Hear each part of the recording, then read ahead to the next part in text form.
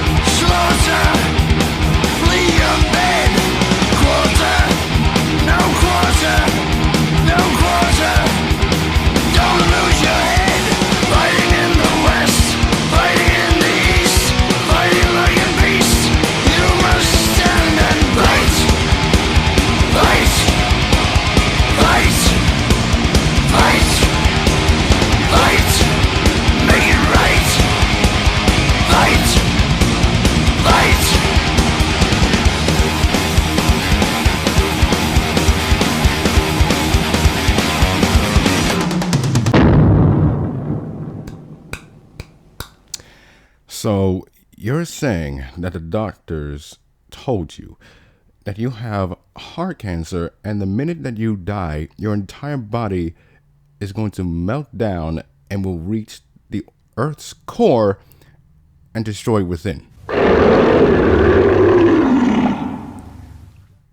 Then we do have a problem.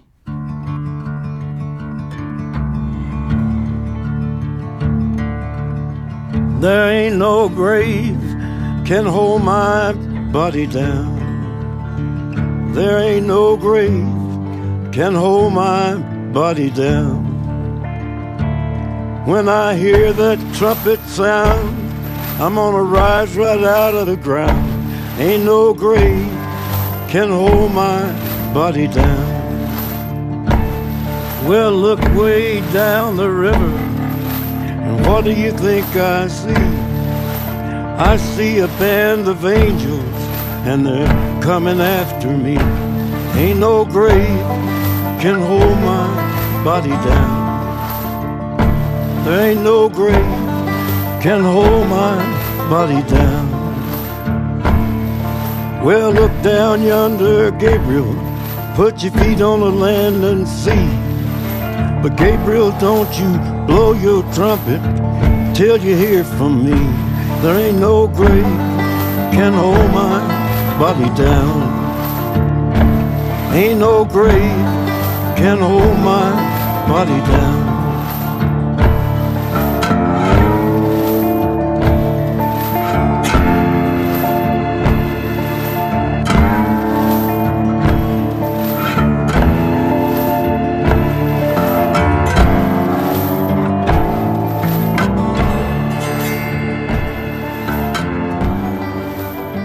Of the performances of the previous two movies and a certain adaptation of The King himself back in the States, and trust me, we will get to that, producer Shogo Tomiyama announced in the summer of 1995 that the next Godzilla movie will be the series' final installment. For real this time. Originally, screenwriter Kazuki Amori, almost screwed up his name, wrote a story called Godzilla vs. Ghost Godzilla, in which the current Godzilla was going to fight the ghost of the original that was possessing Junior. That's very interesting. However, having a mechanical version, a space version, and a ghost version back to back to back would be too much and redundant. I wholeheartedly agree. It was decided to maintain the reference to the original film by reintroducing the Oxygen Destroyer, the weapon that killed the original Godzilla 40 years earlier. Toho began promoting the movie via large placards, yeah, featuring the country text that I'm not going to read, that actually translates to Godzilla dies. And with that, Godzilla versus, how in the world do you say this name? There's so many ways to pronounce his name. Well, I'm going to say it the proper way. Godzilla vs. Destoroyah was released on December 9th, 1995, earning just about 2 million yen, or $18 million in US currency. Critical and fan reactions to the film have been very positive, even though in later years it became very divisive. Don't know why. Toho Kingdom said, with an elegant story, a powerful plot, brilliant effects, and believable acting, this entry is definitely a notch above favorites from all three timelines. keyword timelines, and its impact on the series is challenged by only a handful of competitors. Godzilla vs. Destoroyah is, without a doubt, a paradigm, paradigm, why did I pause there, on all its own. I don't know what that last one means, but okay. Michael Huber of the Defunct Monster Zero praised these spectacular monster battles, calling Godzilla vs. Destoroyah a great movie and one to add to your collection, adding, even for non-Godzilla fans, this movie might help dispel some of the preconceptions you have about Godzilla's quote-unquote cheese factor. Does he still have that cheese factor within these movies? Probably. Or probably not. I don't know. Japan Hero, never heard of them, and called the film a work of art and a must-see for anyone who loves Godzilla that features something for everyone. I don't know if it's specifically for everyone, but there's always a start. Mike, how do you want to say his last name? Bagu, sorry dude, of American Kaiju felt that the film suffered from several visual weaknesses. I can actually see them. And a disappointing editing. Yeah, I can also see that. But that the positive aspects of the visuals outweighed the negatives. Okay, I can see that. And praised the film for treating Godzilla with the same awe, majesty, and terror as the original 1954 Godzilla. Is he right? Probably. And there are plenty more reviews that I could touch upon, but let's be honest, we'll be here all day.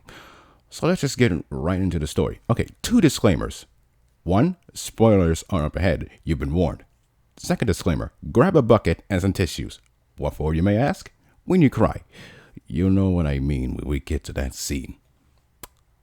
Let's get started. The plot goes as follows. In 1996, following the death of Space Godzilla, Miki Sagusa of the United Nations Godzilla Countermeasures Center, again with a mouthful, travels to Birth Island to check on Godzilla and his adopted son, Junior, only to find the entire island destroyed and both monsters missing. I wonder where they could have been. Who knows? Not long afterwards, Godzilla appears in Hong Kong, his body covered in glowing lava-like rashes. Probably because A, he wants to take a tour to China, and B, he's trying to find a doctor. He needs some lotion. The JSDF hires college student Kenkichi Yamane, the grandson of Dr. Kyohei Yamane, remember him, to work at the center in an attempt to unravel the mystery of Godzilla's condition. Yamane suspects that Godzilla's heart, which acts as a nuclear reactor, not kidding, is undergoing a nuclear meltdown as a result of Godzilla absorbing way too much energy released from a uranium deposit on Birth Island. Wait, when the hell did the island have a uranium deposit that had been triggered by volcanic eruption? Since when did that island had a volcano? And since when the hell did that island had uranium? I don't understand the shenanigans. Yamane theorizes that when Godzilla's temperature reaches 1200 degrees Celsius, how much is that in Fahrenheit, will explode with a force of approximately 1,000 times greater than all nuclear weapons put together, a burst of power unseen since time began. I'm sure he's bit of exaggerating, which will be hot enough to ignite Earth's atmosphere and reduce the planet's surface to ash. Okay, never mind, we're all screwed. The JSDF deploys a flying combat vehicle outfitted with anti-nuclear cold weapons, the Super X-3, oh that's a nice callback, in an effort to reverse Godzilla's self-destruction. While Godzilla's meltdown is not stopped, it is halted long enough to temporarily render him unconscious. Oh my god, he fell into another coma. Another drunk coma. This is how you have a serious heart condition. You keep drinking beer all the fucking time. No wonder. God, he never takes my advice. Meanwhile, while all of this is going on, scientists discovered that Dr. Seiwazawa's oxygen destroyer, which was used against the original Godzilla back in '54, remember that, has awoken and mutated a colony of Precambrian organisms lying dormant in Tokyo Bay. Oh boy, that nightmare has came true. Oh shit. Now we got a double problem. The creatures combine into several man-sized crab-like creatures and begin wreaking havoc after killing all the fish in the aquarium. Probably because they were so hungry after all this time. After several deadly skirmishes with the JSDF, the creatures, now dubbed Destoroyah, I'm not kidding, merged into a single aggregate, aggregate, aggregate, I didn't even say this word, aggregate form, there we go, which then transforms again into its flying form and then leaves the scene. Yeah, they probably shouldn't expect that, didn't they? Meanwhile, back in Plot A, Godzilla awakens from his encounter with the Super X3. However, only instead of exploding, his condition has worsened to the point that he will suffer a bodily meltdown, which could potentially destroy the planet through a China syndrome-like incident. Why does that sound familiar? Mickey locates the infant, now named Godzilla Jr., finally, who has grown significantly as a result of the destruction of Birth Island and resembles his father very closely. And I actually like that. Hallelujah. Mickey is instructed to telepathically lure Godzilla Jr. to Tokyo, hoping that Godzilla will follow and be killed by Destoroyah. Jr. arrives and battles Destoroyah's aggregate form, which severely injures Jr. by sending micro-oxygen into his wounds. Peter. And flying form, who is seemingly defeated after being blown into an electric plant. Good kid, good kid. At least Jr. knows how to fight. But for how long, though? Godzilla arrives at Haneda Airport and reunites with his son, only for the electric plant Destoroyah was defeated at to suddenly explode, revealing Destoroyah's final form, saying himself, I mean his perfect form. Okay, calm down, Perfect Cell, jeez. Which was created after the aggregate absorbed Junior's DNA during the previous fight. You gotta love Chekhov's gun. Before Godzilla can fight Destoroyah, Destoroyah kills Junior by dropping him from a great height onto, I don't want to say his name, Ariake Coliseum, and blasting him with his micro-oxygen beam, leaving Mickey and Godzilla devastated over Junior's death. You know who else is devastated over his death? PETA, aka PETA. And they are telling Godzilla to kill that son of a bitch. To which he does.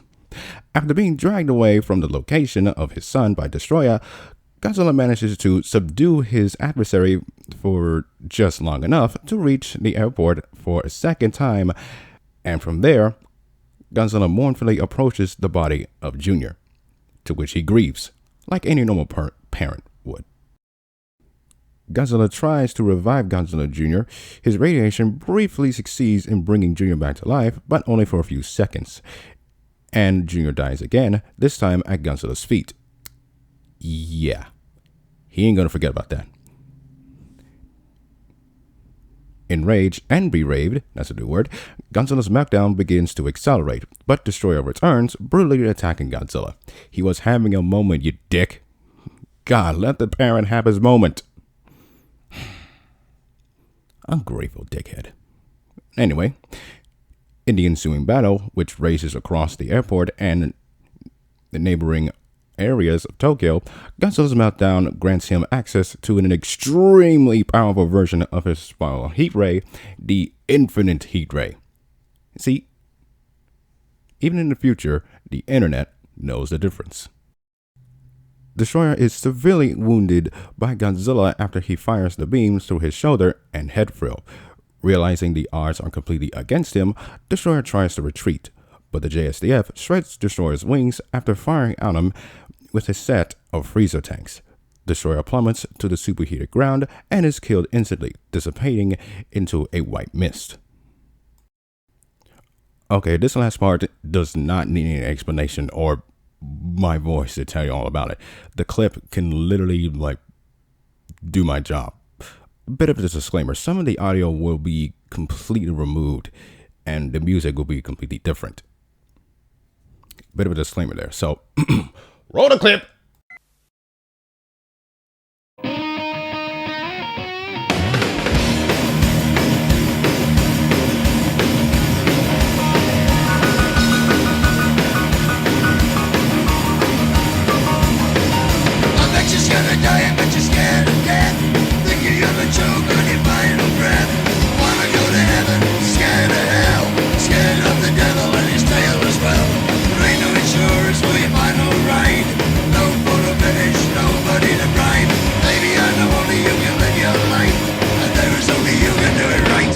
Don't waste your time, don't waste your time.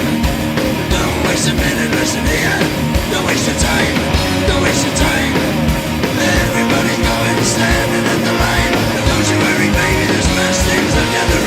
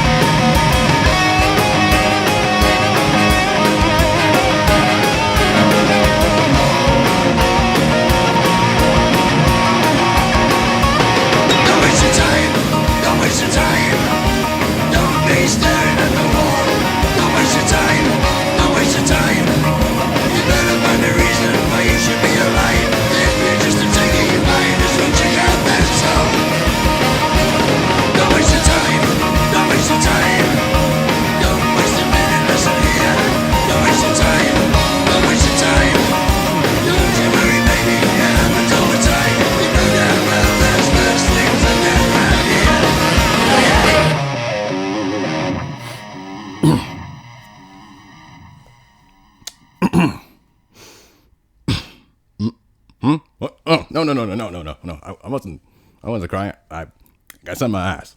These fucking allergies. Don't look at me. God, this still hurts. Anyway, my overall thoughts. It's good, but not great. First things first, I'll have to praise the story for being well put together. It ties in everything that happened previously, and it's well executed. And the level of the situation at hand keeps increasing and increasing and increasing to the point where it leads to like desperation, which is something that I like. Most of the characters are well acted, as to be expected. Most, I would say. The highlight, without a shadow of a doubt, Megumi Odaka. Holy Christ, is she good in this role. You can literally tell how much she improved over time. And here, magnificent. Nothing else to say there. Moving on to the monsters, Destoroyah looks like Satan himself, and Godzilla Jr. finally looks like his father without looking like a fucking doughboy. Speaking of senior, he had, throughout this entire era, the best character development out of the three. That is saying something. Special effects wise are still good and at the top of the game here, though I can't say the same when it comes to the scene in Hong Kong. I mean, seriously, would it kill you to actually go to Hong Kong, Kawakita? Okay, never mind. I just remember the rape of Nanking before World War II. So, on second thought, don't do that. Akira Ifukube. Y'all remember him, right? He came back. He agreed to return for the last time to work on Godzilla vs. Destoroyah soundtrack since he, in his own words, felt that since he had been involved with Godzilla's birth, it was fitting for him to be involved in his death. And oh, how fitting is it? Composing the original back in 54 and composing his last here in 95. Personal favorite tracks, the Super X3 March, the update to Godzilla Jr.'s theme, and the Godzilla March. But the best highlight goes to, of course, Requiem. In describing his composition of Godzilla's death theme, Requiem, he stated that it was the most difficult pieces that he had ever composed, and that he approached it as if he were writing the theme to his own death. Overall, Godzilla vs. Destoroyah, calm down James Rolfe, is a good but not great movie, earning a solid final grade of 80 Satan-like monsters out of 100. Buy this movie on Blu-ray.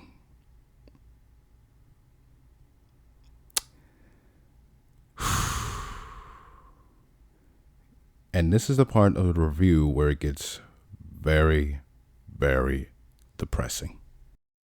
There is a reason why I decided to save this until this year, 1995, because it is very, very important. Aside from Akira Takarada and Kenji Sahara, who are still alive at the time of this upload, nearly all of the original people who worked on the original Godzilla Showa films are gone.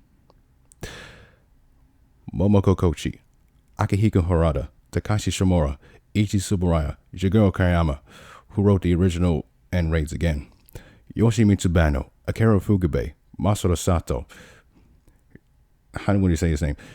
Sorry.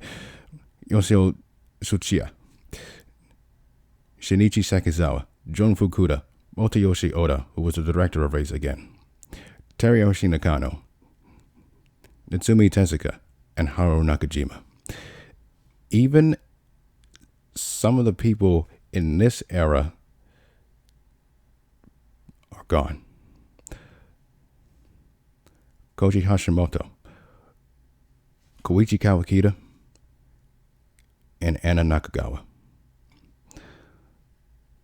Tell me if this quote reminds you of someone.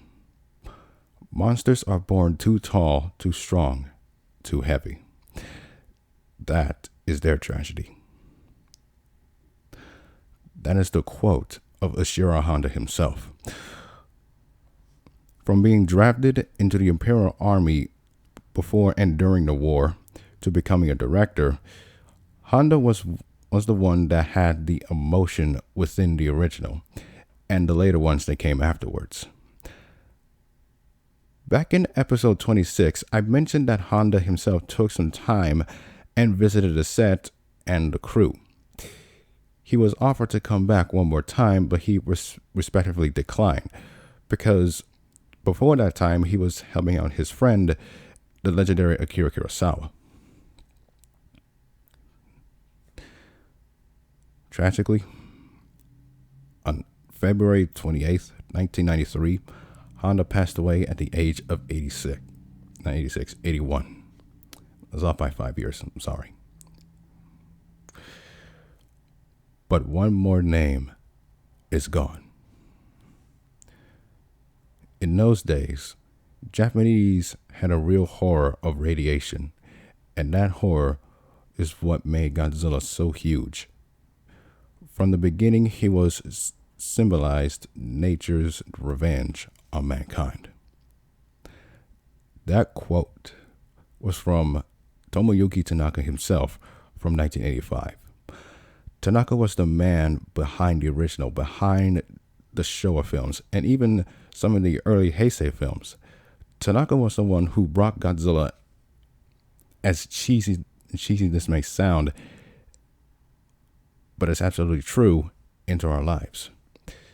The one who gave us something to love and even hate on some occasions, even during the dark times. And he was the one that, in the end, without the inspiration of King Kong or the Beast from 20,000 Fathoms, hell, if there was no Tomoyuki Tanaka, there wouldn't be a Godzilla today. And tragically, on April 2nd, 1997, Tomoyuki Tanaka, the man who started it all, passed away at the age of 86. So now what? Well, I guess the Japanese Godzilla movies are done, which means I don't know what this means.